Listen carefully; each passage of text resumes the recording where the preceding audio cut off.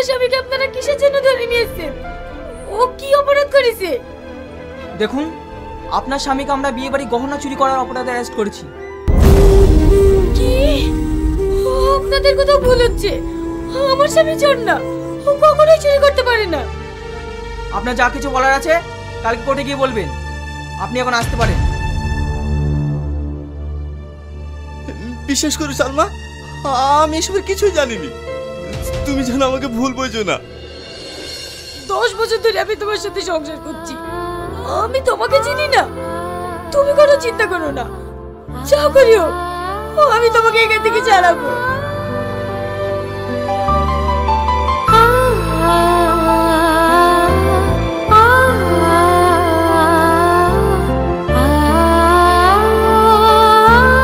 Oh my God.